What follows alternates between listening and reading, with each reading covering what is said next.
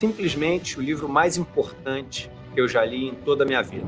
O Daniel Gilbert, um dos autores mais reputados no mundo no campo da psicologia social, descreve também como o melhor livro já escrito no campo da psicologia social. O Elliot Aronson, autor de O Animal Social, ele é o único psicólogo americano a ganhar os 3 principais prêmios da psicologia nos Estados Unidos: melhor professor, melhor autor e melhor pesquisador. Um sonho que eu tinha na minha vida era poder entrevistá-lo. Ele já está com idade avançada, tem 92 anos, mas esbanja a lucidez. Conseguimos! E vamos trazer esse presente para toda a nossa comunidade. No dia 7 de abril, um domingo, às 8 horas da noite, no horário de Brasília, Elliot Aronson vai nos dar uma entrevista sobre o conteúdo do Animal Social. Conto com vocês na aula. Um abraço. Muito bem, pessoal. Terça-feira, 2 de abril, 7h02 da manhã, está começando ao vivo o Desperta SL. Essa é a super aula que a gente vai fazer no domingo agora, né? Domingo, dia 2 de abril. Então, se você ainda não se inscreveu, você pode acessar despertasl.com.br. O Elliot Aronson, um dos principais psicólogos que trata das questões sociais no mundo, né? O autor de um dos livros mais celebrados do mundo em relação ao que a gente vê por aí, inclusive, extrema-direita, essa coisa toda, dissonância cognitiva, a bolha que a pessoa está inserida, por que a tiazinha, Dona Fátima de Tubarão, foi lá para Brasília pedir golpe de Estado. Isso tudo está explicado nessa super aula que a gente vai ter no domingo agora, domingo, dia 7 de abril, próximo domingo, às 8 horas da noite, mais um super evento do ICL, o último evento que a gente fez aqui, deu mais de 30 mil pessoas ao vivo, foi um negócio espetacular. Domingo à noite, 30 mil pessoas vendo uma aula, é um negócio incrível, né? É porque não é aula, né, gente? Não é aula, não é aquela coisa que a gente lembra, né, da escola, aquela coisa chata da aula, não, é um evento espetacular.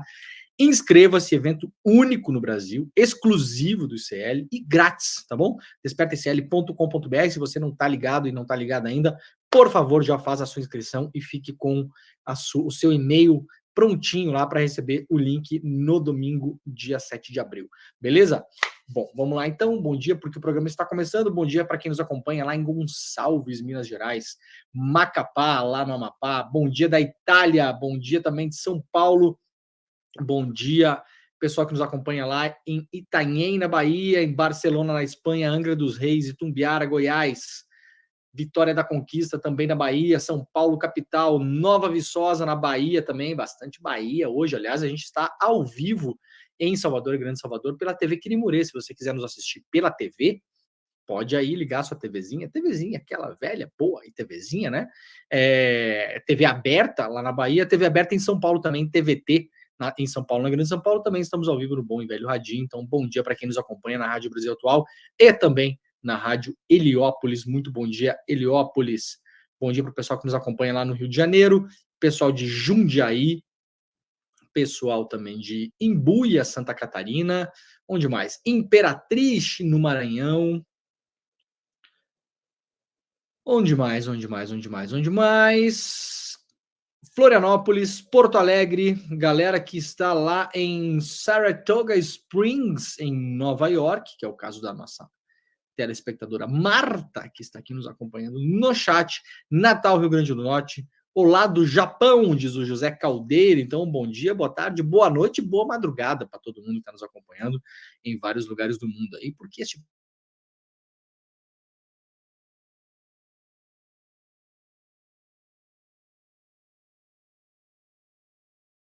dia, galera que está nos acompanhando também aí em Ribeirão Preto, Recife, terra do Chico Sá, nosso amado Chico Sá.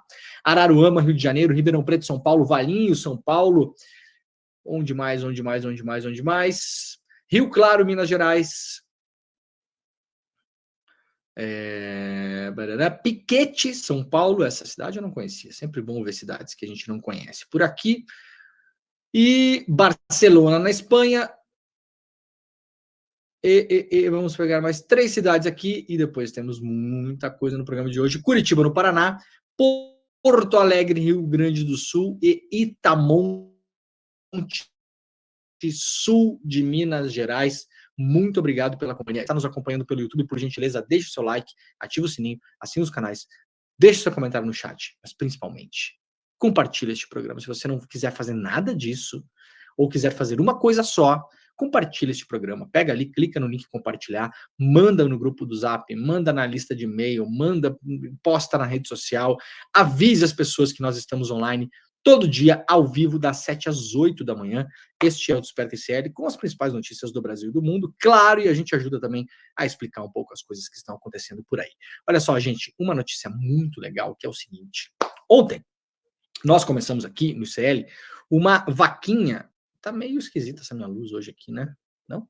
Peraí, deixa eu arrumar esse negócio aqui. Bom, vai lá pra cá, mais perto. Aí. Eu tô com olheira também. Precisa dormir mais, né, Leandro? Tá dormindo pouco, Muito bem. Ontem a gente começou uma vaquinha aqui no ICL. E olha, cara, eu não canso de elogiar a comunidade do ICL. Olha só. Publicado lá no ICL Notícias. Essa notícia já está defasada, na verdade. Atenção, Chico Alves, editor do site do ICL Notícias. Isso aqui é uma fake news, porque esse número já aumentou. A vaquinha do ICL já arrecadou mais de 430 mil reais para a gente poder construir uma quadra em uma comunidade em BH. Lançamos a campanha ontem, uma campanha, inicialmente para arrecadar 150 mil reais, para ajudar a galera que mora lá no Vale das Ocupações, né? O Edu esteve visitando lá na semana passada. A gente lançou ontem essa vaquinha. O Vale das Ocupações fica na periferia de Belo Horizonte e sofre, como várias periferias do Brasil, com abandono do Estado, repressão militar. Prefeitura de Minas Gerais, governo de Minas Gerais, Zema, tá nem aí para as pessoas que moram lá, obviamente, né? E aí o Edu esteve lá, visitou a localidade com o nosso querido Léo Péricles, que é o líder da Unidade Popular, foi candidato a presidente da República em 2022, né? Vocês vão lembrar do Léo Péricles, uma grande figura. E o Léo falou: olha, aqui a gente tem isso, aquilo, e seria bacana a gente ter uma grana aí para construir uma quadra de esportes que eventualmente pode ter uma cozinha comunitária e pode ser ampliada ali para ter várias atividades para a população que mora nesse local. Muito bem. O ICL se propôs a levantar 150 mil reais junto à nossa comunidade. E já tem mais. É um negócio impressionante mesmo. Olha aqui a campanha. 432 mil reais 977. Ou seja, quase 433 mil reais. A gente, claro, né? Como já pregoava a ex-presidenta Dilma, quando chegar na meta, a gente vai dobrar a meta. Então, a gente já botou a meta para 450 mil reais. Eu espero que chegue até o final do Desperta ICL. Se você não ajudou ainda, icl.com.br/vaquinha, vaquinha com K, tá, gente? icl.com.br/vaquinha com K, vaquinha com K. Pode doar 5 mil reais. Pode doar 5 reais. Tá? Por que eu estou falando pode doar 5 mil reais? Porque tem gente que tem condições de doar 5 mil reais. Tem gente que doa através de empresas. Teve algumas campanhas que a gente fez que teve empresas que doaram muito mais do que isso, por exemplo. Mas se você quiser, pode doar 5 reais. Eu já encontrei uma pessoa uma vez que me falou, cara, fez uma pergunta interessante, né? Falou, cara, você sabe quanto é que custa uma cartela de aspirina? Eu falei, sei lá, quanto é que custa? 5 reais. Aí a pessoa falou, pois é, então, eu doei 5 reais para a vaquinha do ICL, que foi a vaquinha que a gente fez para o Renato Freitas, para melhorar lá as condições do local que ele tem para abrigar moradores em condições de rua, que tem lá uma padaria, tem psicólogo, tem professores, tem visita de dentista, levanta grana para comprar roupa, cobertor, uma série de coisas. A gente levantou para o Renato Freitas, sabem quanto? Quem acompanha o ICL sabe. A gente levantou R$1 milhão. R$1 milhão em 24 horas para o Renato Freitas. E a pessoa falou, pô, eu doei 5 reais, sei que não faz muita diferença lá no 1 milhão de reais. Falei, pô, claro que faz, porque a gente só chegou no 1 milhão de reais porque milhares de pessoas doaram 5 reais. É assim que a gente chega. Por exemplo, essa vaquinha agora, para a galera lá do Léo Péricles, lá em BH, tem 5.522 apoiadores. E aí o cara falou, pô, mas me fez melhor do que tomar uma aspirina, né? Eu simplesmente tá com a ideia de estar participando e sabendo que, pô, os caras vão reformar os banheiros lá, vão colocar mais chuveiros para a galera poder tomar banho, vão melhorar a cozinha, vão conseguir levar gente para lá, psicólogo, professor, tal, que não tá dando aula de graça lá para o Renato Freitas, para a turma dele lá, mas a galera não tinha grana para pagar passagem de ônibus. E agora tem. Então, só de eu estar participando disso, a pessoa morava em Curitiba, me parou no aeroporto. A pessoa falou, pô, eu passo na frente lá do centro de acolhimento do Renato Freitas e eu sei que eu ajudei. Aquilo ali tá funcionando. Então, assim, me fez um bem danado. A pessoa fez a brincadeira da aspirina e falou, pô, isso é mais barato que aspirina, né? Mais barato que aspirina e me poupa muita dor de cabeça. Me fez muito bem aqui. Então, se você quiser participar, entra aqui, doe a quantidade que você puder. A gente tem 5.228 almas maravilhosas que já doaram. Esse dinheiro vai integralmente lá para o Vale das Ocupações, né? Isso aqui não é um dinheiro que é recolhido pelo ICL, isso aqui vai diretamente para a mão deles. E era 150 mil reais, gente, para fazer uma quadra de esportes. Agora, com essa grana aqui, ó, eu até falei ontem, né? O Léo Pérez falou que quando a quadra estiver pronta é para a gente ir lá jogar um futebol. Falei no ar ontem, no ICL Notícias primeira edição, falei para o Edu, a gente tem que fazer um jogo de inauguração lá, e levar amigo, levar nossos amigos artistas que são engajados com a causa também, levar todo mundo lá, fazer um super evento, porque com essa grana aqui, né, Léo, dá para fazer muita coisa aí, dá para fazer cozinha, dá para melhorar a creche, tem uma creche comunitária lá para cuidar das crianças da comunidade, enquanto as mães saem trabalhar, né, que tá sofrendo porque não tem grana. Então, gente, se você puder, por gentileza, e compartilhe esse link também para que as pessoas que possam chegar no link e doar, tá bom? icl.com.br/vaquinha, 432 mil reais levantados pela comunidade do ICL. É um negócio inacreditável. Eu vou até atualizar aqui. O Vaquinha, ele é meio lerdão nas atualizações, né? Ele atualiza de meia hora, eu acho, um negócio assim. Tá, vou deixar por aqui, ó.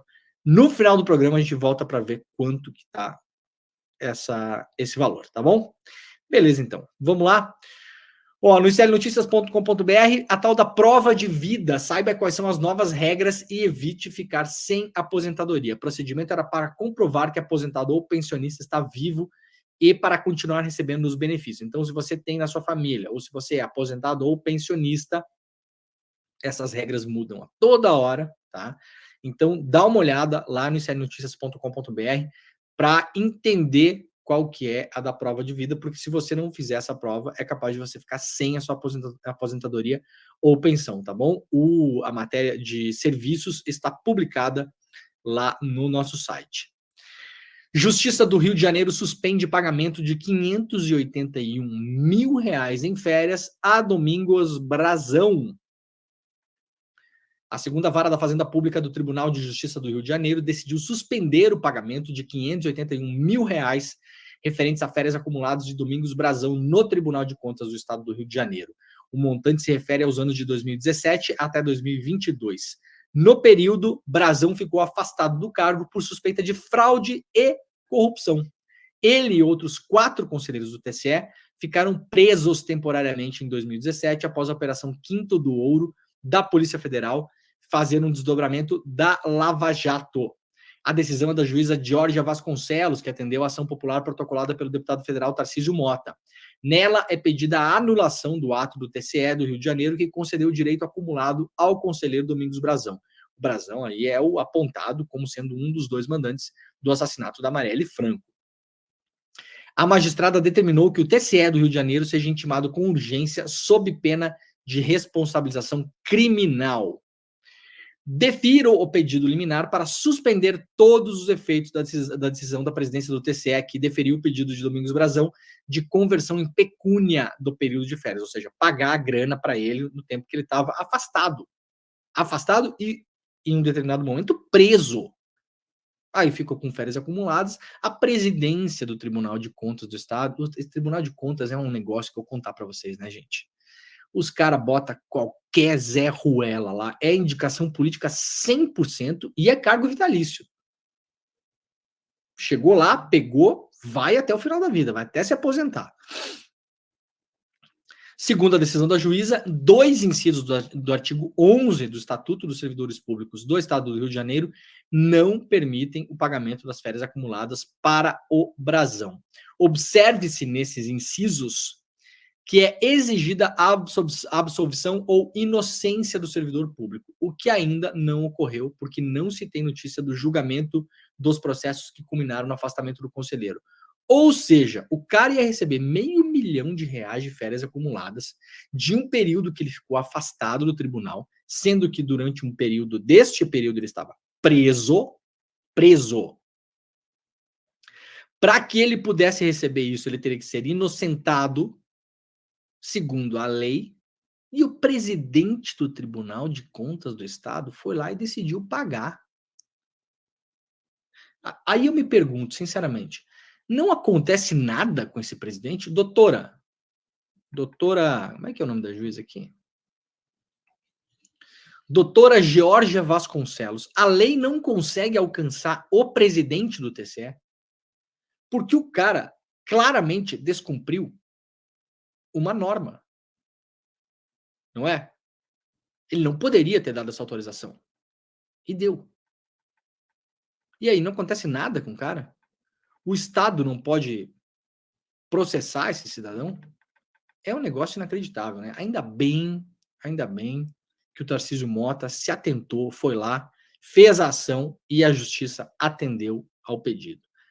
R$500 mil que a gente ia botar no bolso do cara que é acusado aí pela investigação da Polícia Federal a mandar matar uma vereadora.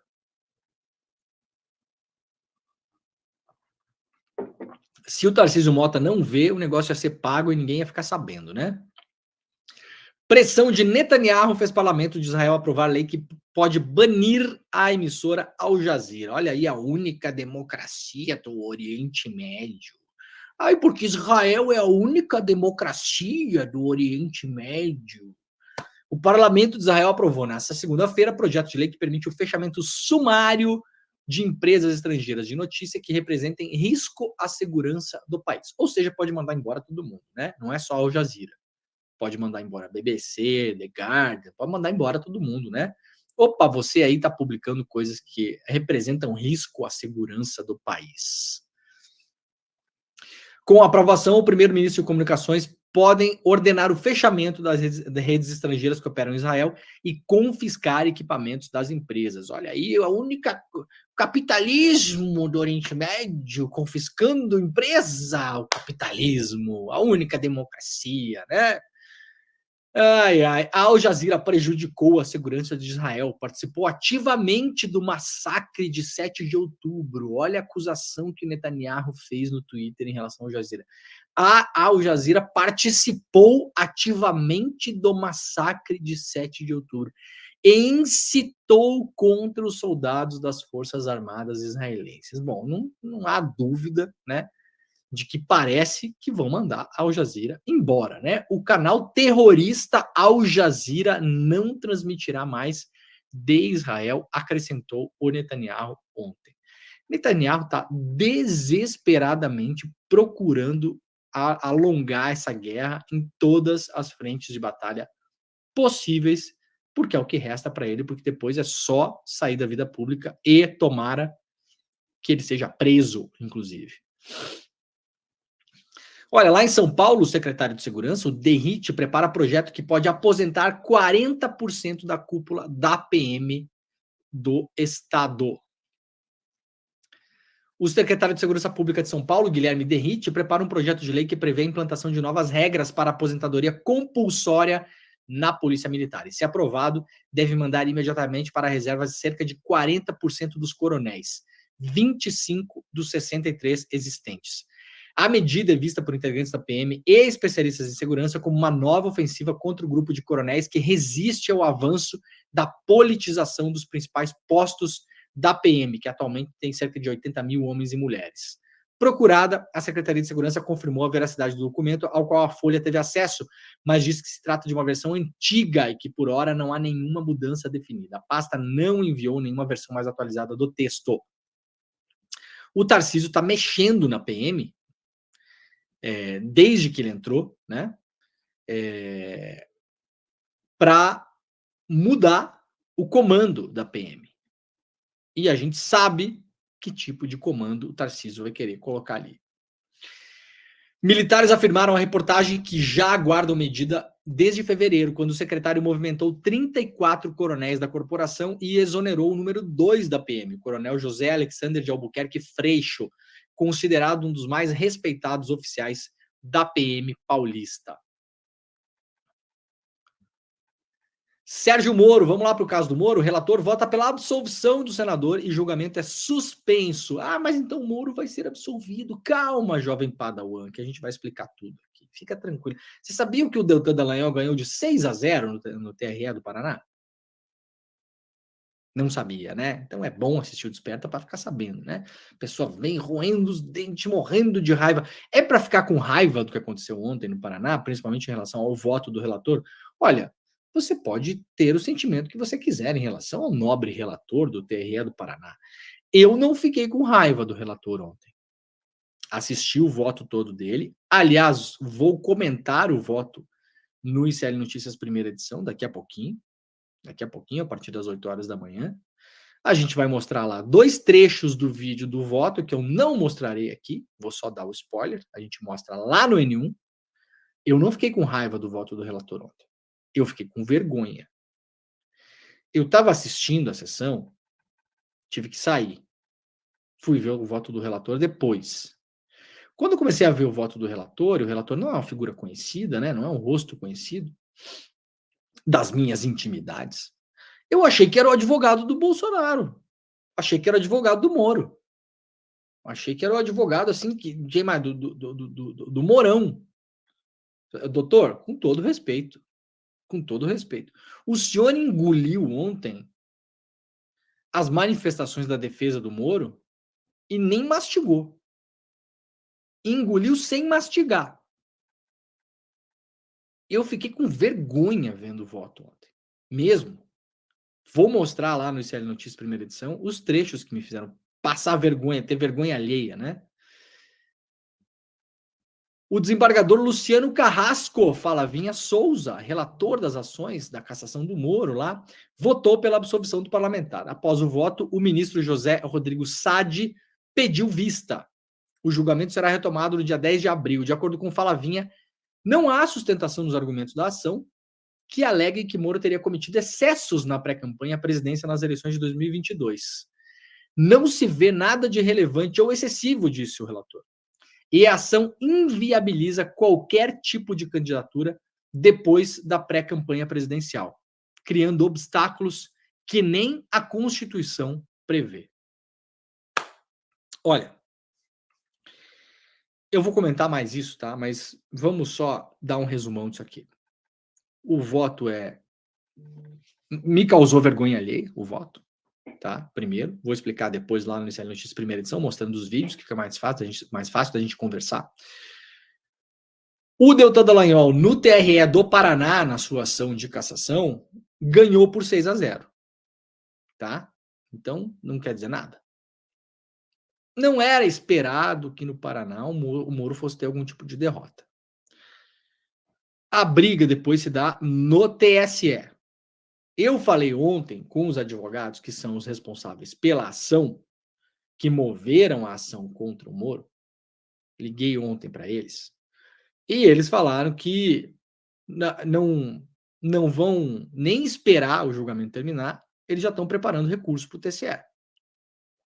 Então o recurso virá, tá?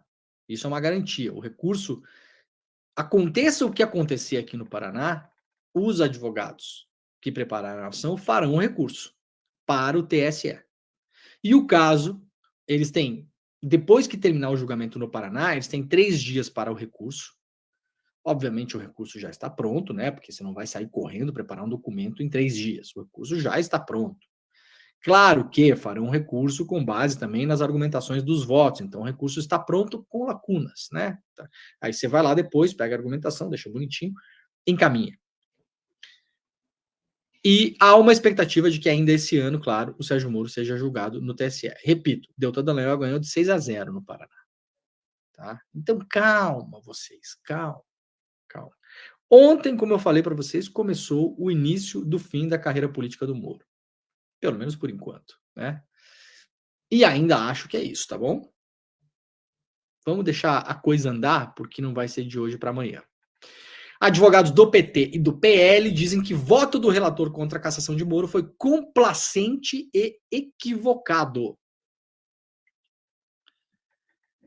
Foi um voto que, para nós, é bastante equivocado em várias premissas. Eu acho que acaba aceitando muitas desculpas do Moro, olha o que eu acabei de falar aqui, né?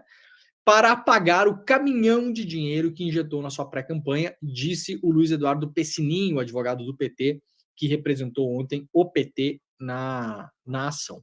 O voto do relator foi bastante complacente num ponto muito delicado, onde ele desconsiderou os gastos de uma campanha presidencial como se fossem gastos que pudessem ser não ser computados por abuso de poder econômico, disse Bruno Cristaldi, advogado do PL. Essa ação é movida pelos dois partidos, né, o PT e o PL. Isso abre um precedente perigosíssimo de pessoas que se candidatarem para um cargo com um teto de campanha muito maior, sabendo que podem fazer um gasto que não vai ser computado por uma campanha seguinte, afirmou o advogado em entrevista à imprensa ontem. Ou seja, vamos colocar a coisa aqui como ela está, depois a gente passa para outro assunto. Na próxima eleição, tá? Você que quiser ser candidato, tem um teto que você pode gastar. Por quê? Porque não pode gastar mais que os coleguinhas, né? Não pode. Por que não pode? Porque aí, quanto mais você gasta, maior a chance de você ter voto. No Brasil é assim que a coisa funciona. O voto no Brasil tem preço. Quanto mais dinheiro você bota na campanha, mais voto você faz. Isso é matemática comprovada já, tá? Se você fizer uma campanha com 5 mil reais, você vai fazer uma quantidade X de votos. Se você fizer uma campanha com 50 mil reais, você vai fazer mais votos. Não garante que você vai ser eleito, mas que você vai fazer mais votos é líquido e certo que vai. Se você gastar 200 mil reais na campanha, você fará mais votos do que quem gastou 50 ou 5. Claro que tem as exceções, os fenômenos eleitorais, claro, tudo isso. Eu tô falando o seguinte, você comparado com você mesmo, se você fizer uma campanha com 5 mil reais, ou com 50 mil reais, ou com 500 mil reais, você fará mais votos enquanto você for a pessoa dos 500 mil reais. Tá bom? Tá dito. Então é o seguinte, nobre relator, nas próximas campanhas eleitorais, candidatos farão o seguinte, começarão uma pré-campanha, por exemplo, né? Campanha de... a próxima campanha, 2026. O cara começa uma pré-campanha como pré-candidato a governador do Paraná. Beleza? Consegue vários apoiadores com dinheiro. Vai lá, gasta 2 milhões de reais na pré-campanha ao governo do Paraná. Tá? Depois ele desiste do governo do Paraná e vai concorrer a deputado. E aí os senhores não poderão dizer que ele teve um abuso de poder econômico. No fim das contas, ele usou a pré-campanha ao governo do Paraná para bombar o próprio nome na imprensa e nas redes sociais. Esse é o objetivo final. Você se mantém em evidência, você mantém o que se chama nas pesquisas de recall, ou seja, as pessoas falarem o seu nome mesmo que o seu nome não seja sugerido. Esse é o objetivo da pré-campanha. Você virar matéria da imprensa, você dar entrevista, aparecer em podcast. Afinal de contas, há um motivo para chamar você. Você é pré-candidato ao governo do Paraná. Aí você desiste e vira candidato a deputado. Senador, como fez o Moro. Não parece genial? Um jeito fácil e simples de burlar a lei com a anuência do voto do relator, do caso do Moro? É incrível, não é? O senhor não pensou nisso, doutor relator? Pois é. Eu vou explorar mais esse assunto depois lá no ICL Notícias primeira edição, tá bom, gente? A partir das 8 horas da manhã. Olha só, o Conselho Nacional de Justiça deve pedir a abertura de processo criminal contra Sérgio Moro. O Corregedor Nacional de Justiça, Luiz Felipe Salomão, deve pedir a instauração de um processo criminal contra o Sérgio Moro, com base na inspeção da vara dele da Lava Jato, né, a 13ª Vara de Curitiba e a 8ª Turma do Tribunal Regional Federal da 4ª Região. O Salomão, o inspetor, concluiu a inspeção e liberou o caso para votação pelo Conselho Nacional de Justiça. Cabe agora ao ministro Luiz Roberto Barroso, presidente do órgão, pautar a ação. O Barroso ainda está meio assim, né, meio ali do lado da Lava Jato em alguns momentos, né? Não tanto quanto era antes, mas ainda está um pouquinho ali.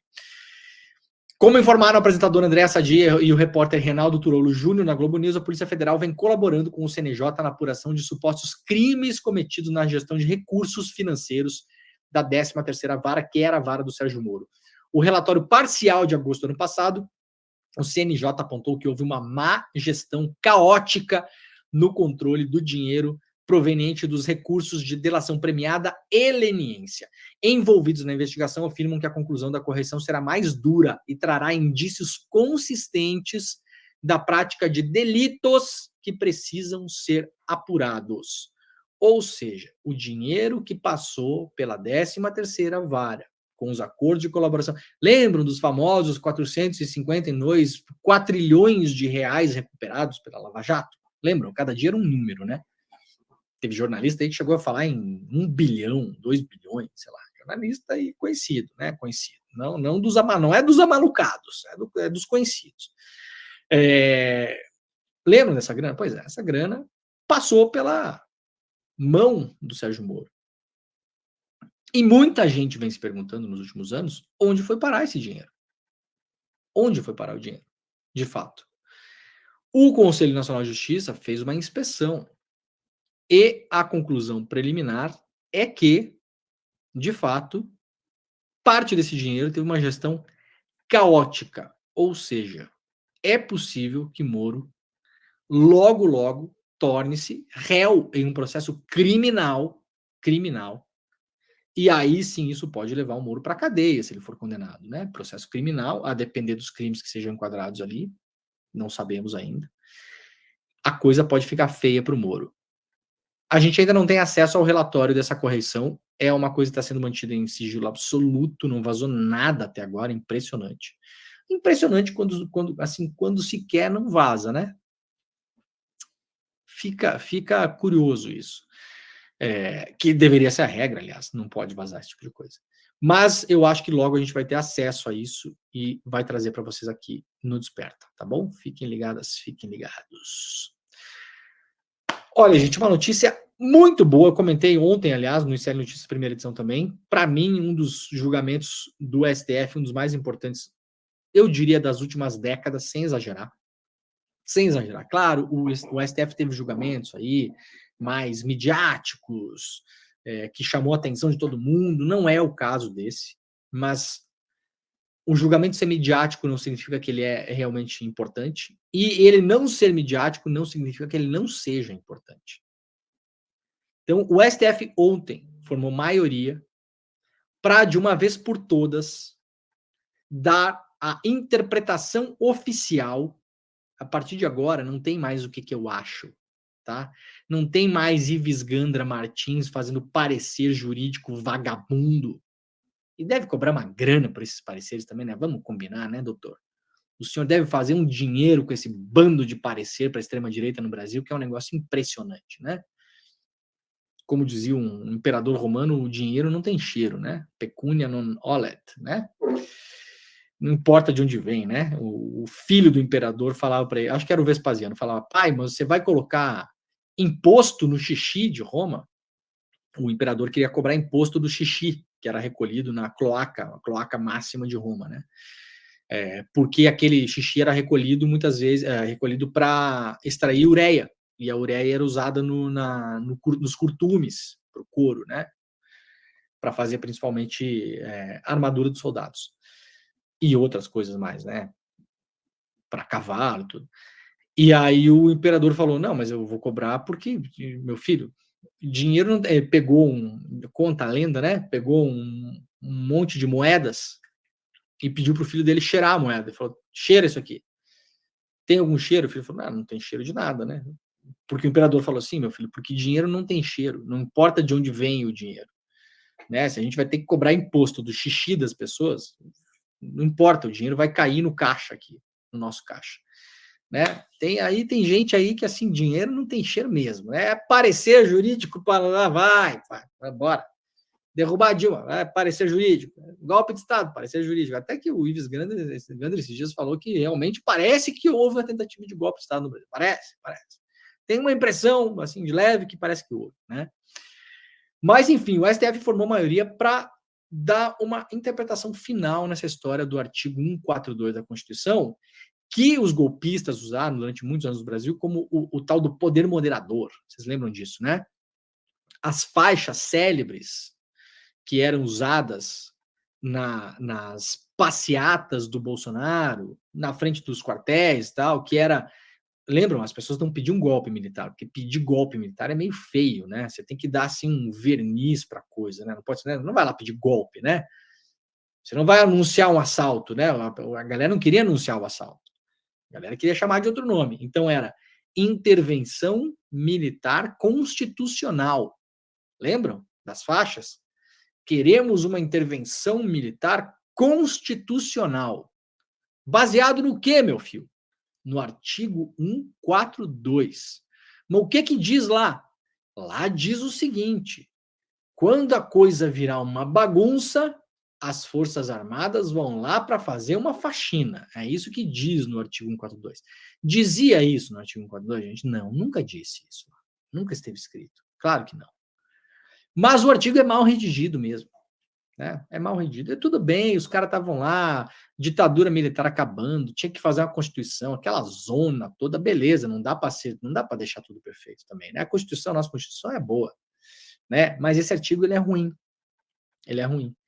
E aí ontem o Supremo registrou 6 votos, ou seja, já tem maioria. A votação vai até a sexta-feira agora. Os ministros estão votando no plenário virtual, estão votando de casa, home office, né? Tá no home office. Mas já tem 6 votos contra a interpretação de que as Forças Armadas podem exercer no Brasil qualquer tipo de poder moderador. Não podem. Forças Armadas são instituições de Estado subordinadas a quem? A quem? A nós, sociedade civil. Quem manda no Exército? Quem manda na Aeronáutica? Quem manda na Marinha? Não que eles obedeçam, mas a gente que manda. Nós, sociedade civil. Quem permitiu a criação e quem mantém financeiramente as Forças Armadas do Brasil? Nós, eu, você que está assistindo agora. Nós, a gente que mantém. Se nós decidirmos amanhã ocupar as ruas do país inteiro, pressionar o Congresso para que aprove uma legislação para acabar com as Forças Armadas, nós podemos fazer isso, inclusive. Há países que não têm exército. Ah, mas o Brasil precisa, tá? Bom, tudo bem, é uma outra discussão. Mas já está lá. Mas quem é que manda nessa galera? Nós mandamos. Correto? Correto, muito bem. Agora o STF dá um entendimento geral para isso. Esse julgamento é histórico, importantíssimo, um dos mais importantes julgamentos do STF nas últimas décadas. Não se está dando devida atenção para isso, porque não é midiático, não tem o réu ali que vai ser preso, que não sei o quê, não, a gente sabe, né? Não envolve um ser humano diretamente e isso acaba tendo menos atenção. O entendimento dos ministros é formado no julgamento virtual de uma ação protocolada em 2020 pelo PDT para impedir que o artigo 142 da Constituição seja utilizado para justificar o uso do Exército, Marinha e Aeronáutica para interferir no funcionamento das instituições democráticas.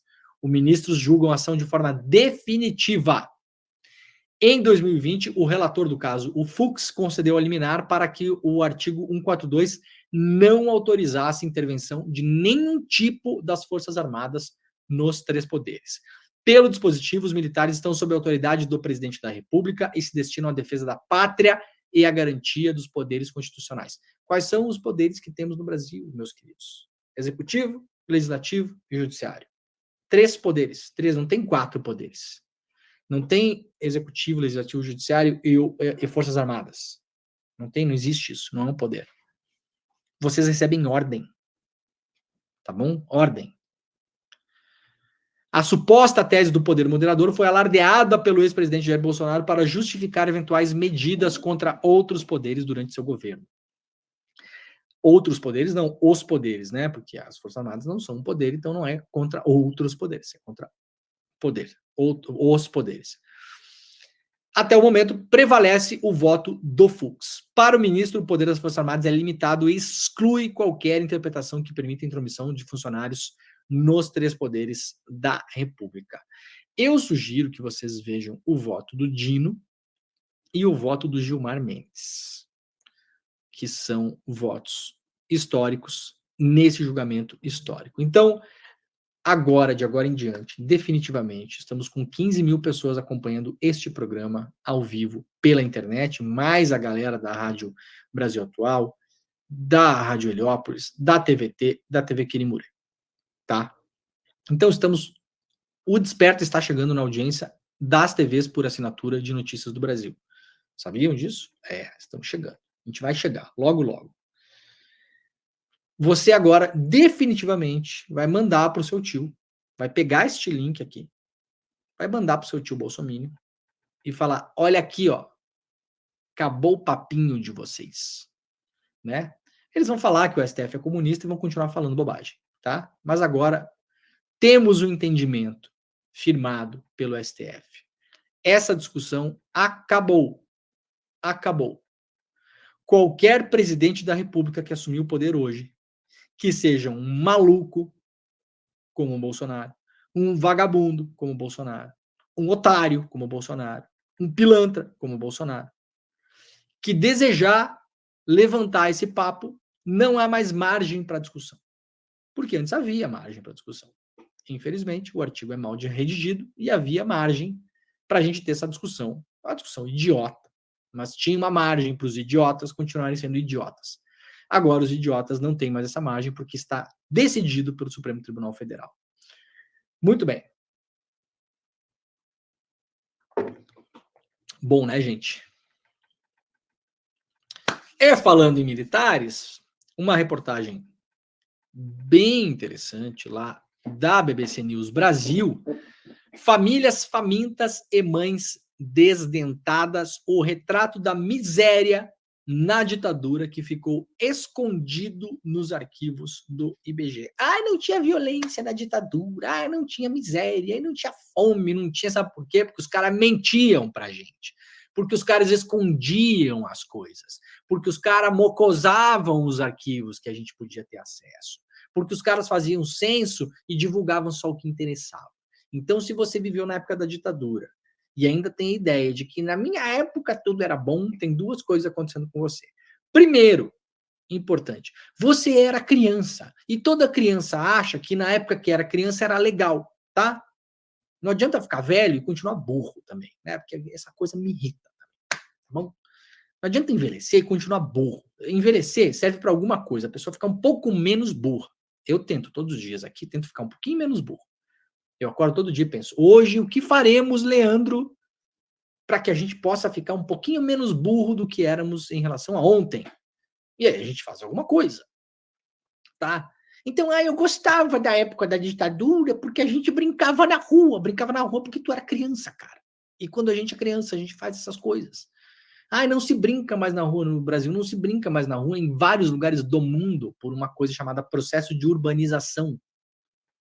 Vocês acham que as crianças na Inglaterra brincam mais na rua hoje ou menos? Brincam menos. Na Noruega, brincam menos. Noruega é um país que eu conheço, já fui 6 vezes para a Noruega, posso falar da Noruega, tá?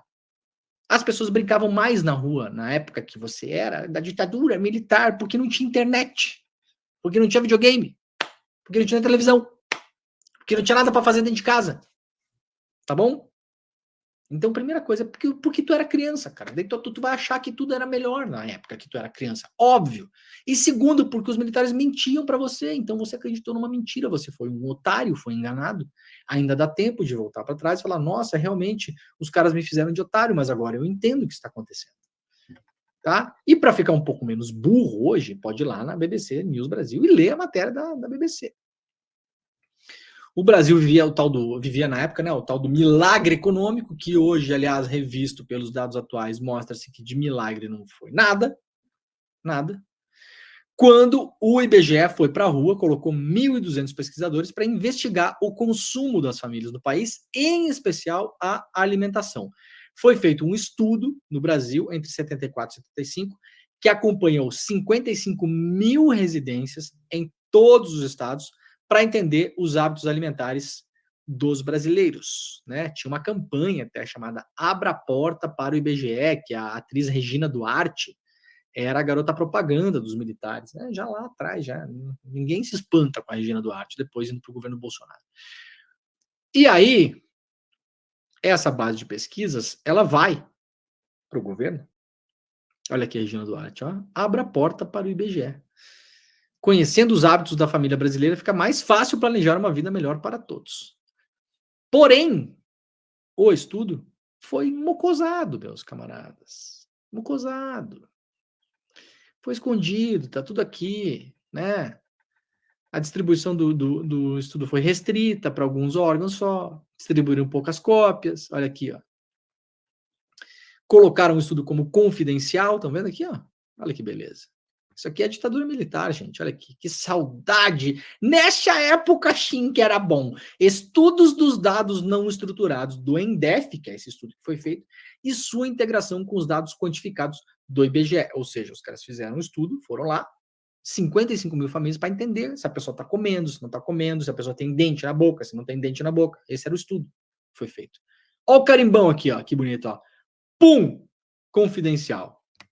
Que beleza, né? Ai, como era bom a parte da ditadura militar. Não tinha miséria, não tinha miséria. Não tinha violência, não tinha corrupção, não tinha corrupção. Não tinha corrupção. Ai, se o concreto de Itaipu falasse, né? Não tinha corrupção na época da ditadura militar. Ai, se o asfalto das estradas que foram feitas pelos militares falasse. Quanta gente deve ter botado a mão no dinheiro nessa época, né? Gente, outra notícia boa aqui. Hoje a gente está só com notícia boa nesse programa. A Universidade Federal do Paraná revogou os títulos de doutor honoris causa de 3 presidentes da ditadura. Que coisa maravilhosa. Olha aqui a foto dos 3 bandidos, né? Para quem não conhece, Castelo Branco, Costa e Silva e Geisel.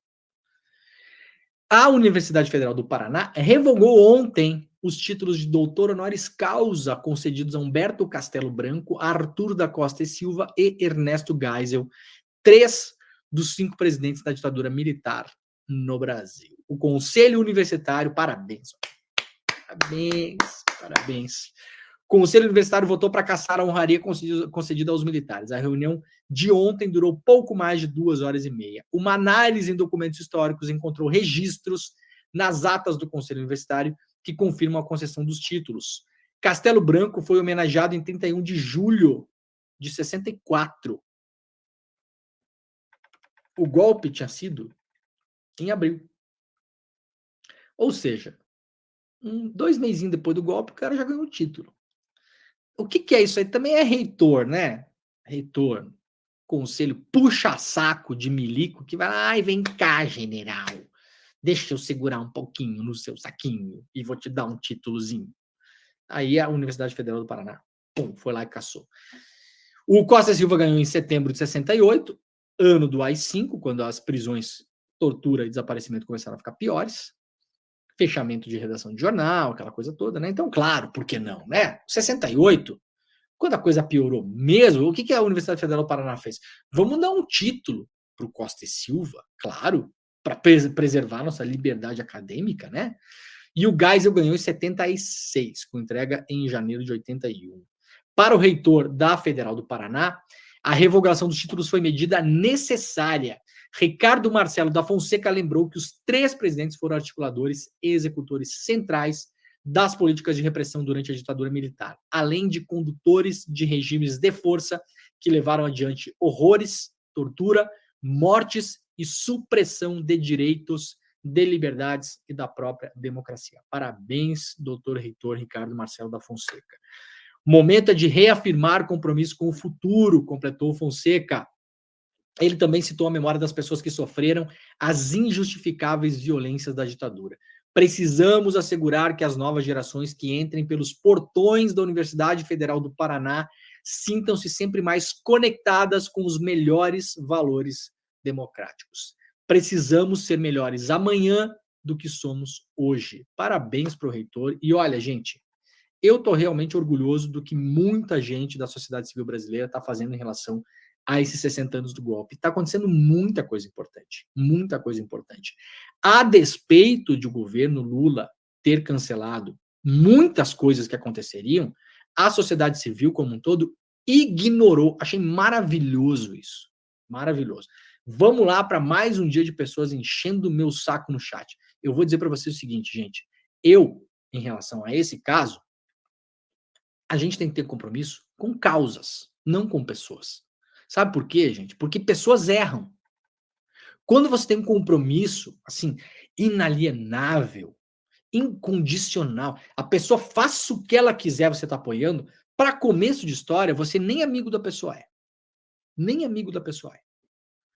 Alguém aqui gosta de puxa-saco, que tudo que você faz fica aplaudindo? Pô, tem gente que gosta, né? Eu odeio puxa-saco. Odeio puxa-saco. Os meus melhores amigos são pessoas que vão lá e me dão a real. Né? Claro, gostam de mim, gostam de estar com eles. Claro que a companhia, no mais das vezes, é a melhor companhia do mundo. Mas quando a pessoa vê que está pisando na bola mesmo, a pessoa vai lá e fala. Tá? Então, não existe alinhamento incondicional com ninguém. Com ninguém. Você não deve ter alinhamento incondicional nem com você mesmo, porque você também erra. E aí ontem você errou e pensava uma coisa que não era, e aí 5 anos atrás tinha uma ideia sobre uma coisa que já não é mais. Imagina se você tiver um alinhamento incondicional com o que você era quando você tinha 22 anos de idade, a quantidade de bobagem que vai continuar pensando a vida toda. Não pode. Eu tenho um compromisso com causas, não com pessoas. Eu não tenho compromisso. Claro que eu tenho compromisso com várias pessoas que defendem causas. Quando a pessoa pisa na bola, eu não vou ficar alinhado com a pessoa. Então, muito numa boa. Vocês sabem que eu faço um pouco aqui no teatro, porque faz parte do folclore também, né? Mas pode encher o meu saco à vontade quando eu falo isso. O Lula cometeu uma imensa cagada. Esse é o nome que a gente tem que usar. Cagada histórica quando, para negociar com militares, você é a favor ou contra negociar com militares? Quer negociar, negocia, cara. O governo não é meu. Eu não sou presidente da República. Eu não sei a dificuldade que tá pro Lula conseguir levar a vida com os milicos enchendo o saco dele. Não sei mesmo. Não sei mesmo. Já falei várias vezes aqui. Entendo, mas não gosto. Tudo bem, eu entendo que tem que negociar. Não gosto, mas eu entendo. Agora, isso porque, como em qualquer negociação, há coisas que são inegociáveis, não é? Você vai fazer uma negociação. A pessoa fala, tal coisa. Aí você fala, não, isso aqui é inegociável. Eu vou abrir mão de outras coisas que eu não gostaria, vai me doer, mas isso eu não negocio.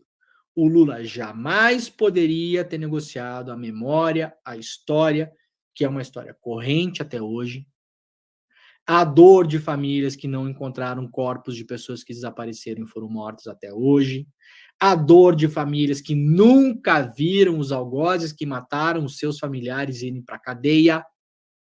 O Lula jamais poderia ter negociado isso para fazer pacificação com militares.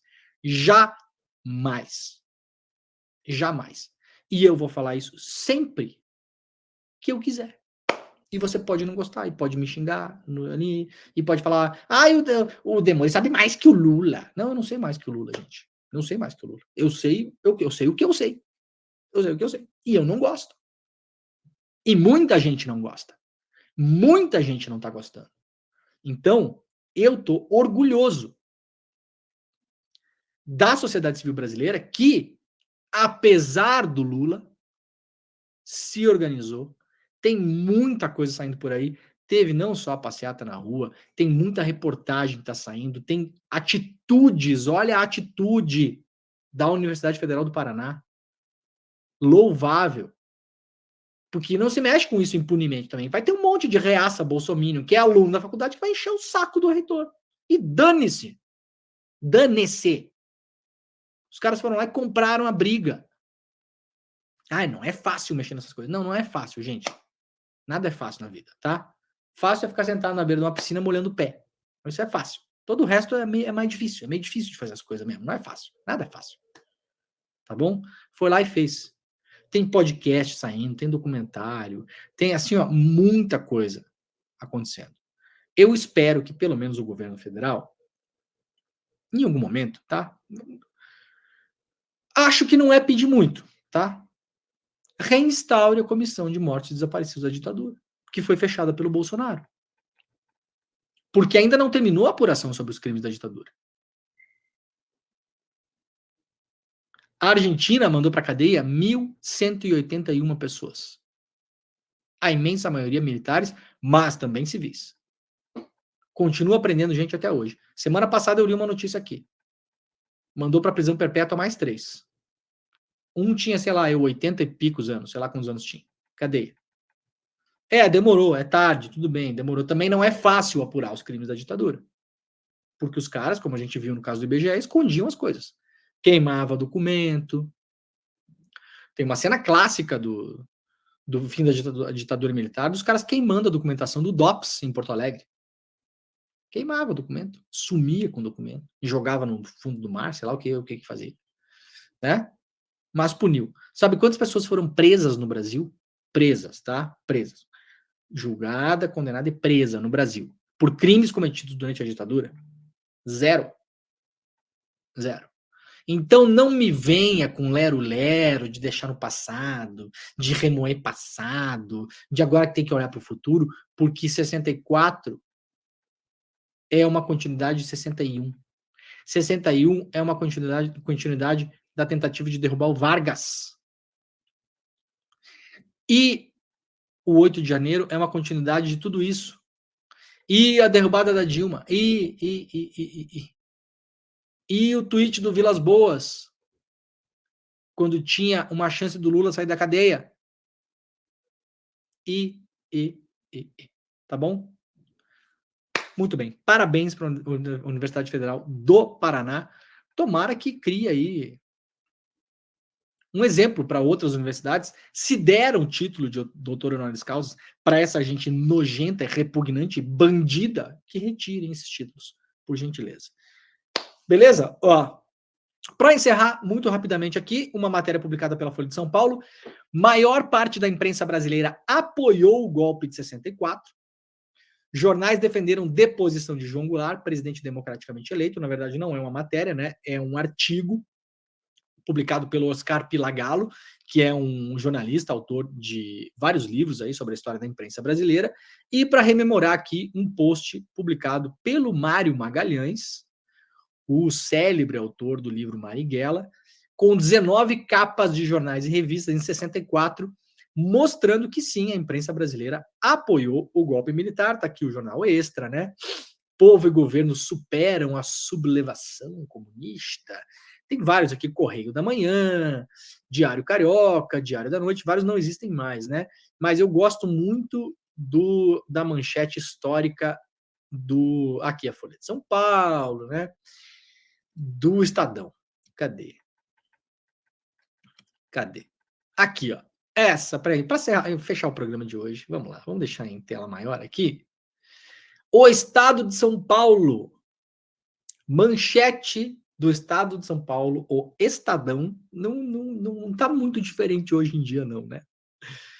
Sobre o golpe de 64. A manchete é o seguinte: vitorioso o movimento democrático. Tem que ler com esse sotaque, porque era assim que os locutores de rádio faziam na época, né? Vitorioso o movimento democrático. Ai, parabéns, viu, Estadão? Nunca se desculparam, nunca fizeram meia-culpa, nunca revisaram a própria história como se nada tivesse acontecido. Essa é a gente que quer cobrar meia-culpa de não sei quem, biriri, bororó, né? Tá bom, gente? Ó, daqui a pouquinho eu tô lá no ICL Notícias primeira edição. Lembrem-se que dia 7, domingo, a gente vai ter a nossa super aula. Então, faça a sua inscrição, tá bom? É de graça, despertecl.com.br, despertecl.com.br. Coloca o seu e-mail lá para você receber o e-mail de convite para assistir com o Elliot Aronson, 92 anos, um dos maiores psicólogos sociais do mundo, autor do best-seller O Animal Social, que explica toda a dissonância cognitiva, inclusive dos donos do Estadão, que estão em dissonância cognitiva até hoje e nunca pediram desculpa por ter apoiado o golpe militar. Beleza? É isso. Muito obrigado para todo mundo e tchau, até amanhã. Você já deve ter ouvido falar do conceito de dissonância cognitiva, por exemplo. Já deve ter ouvido falar de psicologia social. Vários termos que você ouve falar, eles não surgiram do nada, eles foram criados. E o ICL tem a alegria de falar para vocês que vamos apresentar uma aula com o maior nome da psicologia social do mundo. Em todo o planeta, poucas pessoas entendem tanto o comportamento humano como Elliot Aronson, que escreveu esse livro, O Animal Social. Elliot Aronson é o psicólogo mais premiado dos Estados Unidos. É como se fosse um Freud que está vivo aqui, entre nós, com 92 anos de idade e uma lucidez que impressiona. Uma das conversas mais reveladoras que você vai assistir na sua vida e que para você participar é super simples. Só clicar no link que vai estar aqui em cima ou aqui embaixo. E no dia 7 de abril, um domingo, às 8 horas da noite, participar gratuitamente com a gente. Se inscreve agora e chame seus amigos e amigas para participar também. Ninguém pode perder esse encontro.